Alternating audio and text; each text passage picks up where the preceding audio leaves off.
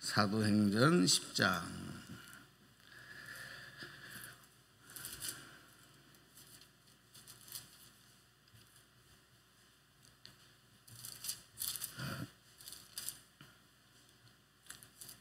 사도행전 10장 44절 206쪽입니다. 신약성경 206쪽 44절에서 48절까지. 우리 한 목소리로 합독하십니다. 44절 시작. 베드로가 이 말을 할 때에 성령이 말씀 듣는 모든 사람에게 내려오시니 베드로와 함께 온 할례 받은 신자들이 이방인들에게도 성령 부어 주심으로 말미암아 놀라니 이는 방언을 말하며 하나님 높임을 들음이로라. 이에 베드로가 이르되 이 사람들이 우리와 같이 성령을 받았으니 누가 능히 물로 세례 베품을 금하리요 하고 명하여 예수 그리스도의 이름으로 세례를 베풀라 하니라. 그들이 베드로에게 며칠 더 머물기를 청하니라. 아멘. 아멘. 할렐루야. 예, 오늘도 강건하시고 기쁨의 소망의 승리의 한 날 되시기를 주님의 이름으로 축원합니다. 예, 뭐 여름은 더운 게 당연한데 다 알면서도 이렇게 또 막상 더우면 힘이 들어요. 그런데 아무리 더워도 또 아무리 또 추워도 우리에게 그것을 이길 수 있는 힘이 있으면, 건강이 있으면, 또 면역력이 있으면 전혀 문제 안 됩니다. 오히려 즐길 수 있습니다. 여름에 그 이 무더위를 피서가서 즐길 수 있고, 겨울에는 그 눈과 추위를 또 오히려 즐길 수 있습니다. 여러분, 세상의 환경이 어떻게 변하든지 하나님 주시는 영육의 강건함으로 여러분 주신 인생이 기쁨의 인생 되시기를 축원합니다. 할렐루야. 예. 오늘은 우리가 베드로가 이제 하나님의 그 인도함을 통해서 이방인인 고넬료 가정에 가서 복음을 전해라 하는 말씀을 듣고 그 말씀에 순종하고 가요. 근데 이 말씀이 왜 성경에서 특이한 장면이냐 하면, 당시에는 유대인들끼리만 하나님의 은혜를 공유했어요. 그러니까 이방인들은 마치 돼지처럼 여겼어요. 이 말은 무슨 얘기냐면, 저들에게는 하나님의 말씀이, 하나님의 구원이, 하나님의 은혜가 미치지 않는다, 그렇게 생각을 합니다. 그러니까 유대인이 아닌 다른 민족들, 혹시라도 유대인이라 할지라도 다른 민족의 피가 섞인 혼혈아들, 대표적으로 사마리아인이잖아요, 그죠? 사마리아인들 다 돼지 취급해요. 아브라함의 자손이 아니라고 생각합니다. 그런데 어느 날 하나님이 베드로에게 저 이방인 고넬료에 가서 복음을 전해라 하니, 여러분,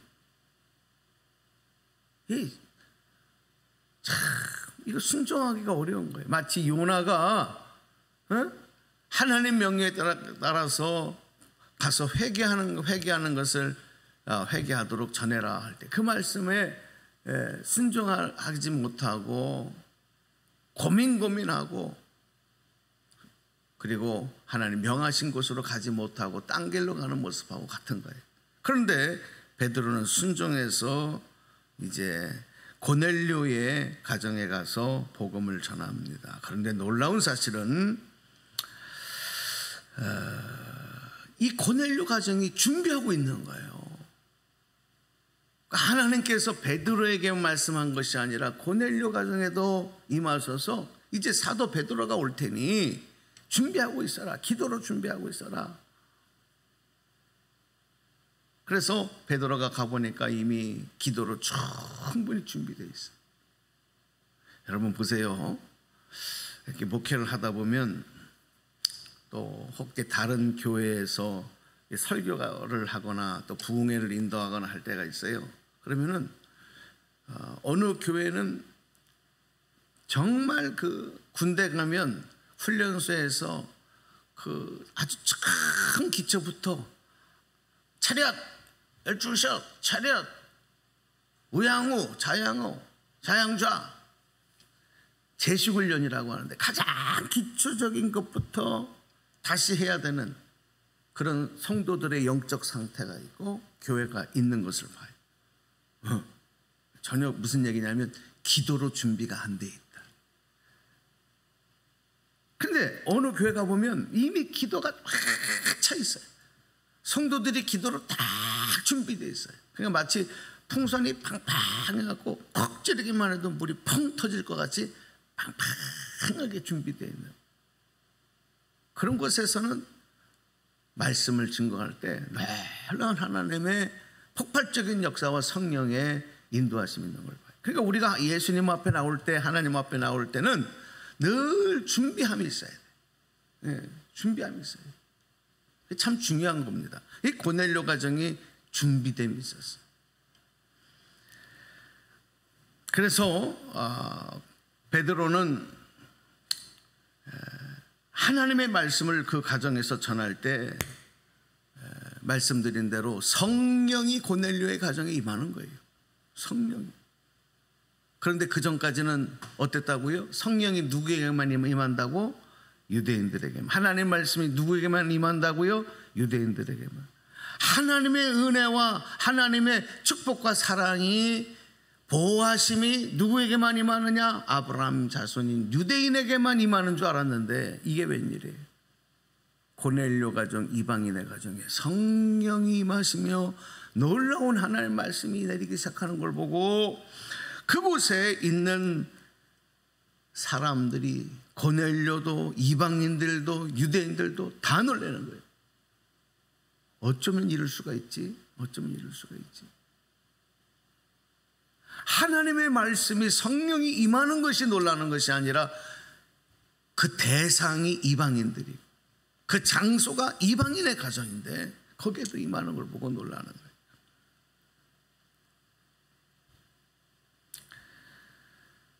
우리가 여기서 꼭 다시 한번 하나님 확인시켜 주는 게 뭐냐면 예수님을 영접하고 성령을 받는 것은, 그래서 구원받는 것은 혈통과 성별과 나이 구화를 막론하지 않는다. 다시 말하면 everybody, 모든 사람들 주를 고백하고 예수님을 영접한 모든 사람에게는 동일하게 임하시는 하나님의 선물인 줄로 믿습니다. 네. 이게 이제 고넬료 가정에서 처음 확인되는 거예요. 처음 이방인들에게도 성령이 임하는구나. 이방인들에게도 하나님의 구원이 임하는구나. 우리가 구약을 보면은 구약에서는 하나님께서 이스라엘 백성들을 택하시죠. 시내산에서. 그리고 그들을 하나님의 자녀 백성이라, 나는 너희들의 하나님이 될 것이다, 난 너희들의 왕이 될 것이다, 이 계약을 맺으세요. 그래서 법을 주시는 거예요. 그게 율법이에요. 그래서 그들을 통해서 택하신 이스라엘 백성, 그 이스라엘 백성 이전에는 아브라함, 그 이전에는 아담으로부터 시작되어져서 하나님의 구원의 역사가 쭉 내려오는 겁니다. 그런데 어떻습니까? 그 택한 백성들, 택한 민족들, 택한 사람들, 결국은 세월이 흘러갈수록 죄만 가득해져, 죄로 오염되어 가는 거예요. 이게 뭐냐? 연약함이에요. 결국 하나님의 아들이신 예수 그리스도, 독생자 예수님께서 이 땅에 오셔서 그 십자가를 지심으로 그런 연약함을 다 하나님의 은혜로 속량하시는 죄를 사하여 주시는 은혜가 임했던 것입니다. 이러한 예수님의 구원의 소식이 성령님을 통해서 계속되는 거예요. 모든 사람들에게 임하는 하나님의 은혜로 계속되는 거죠.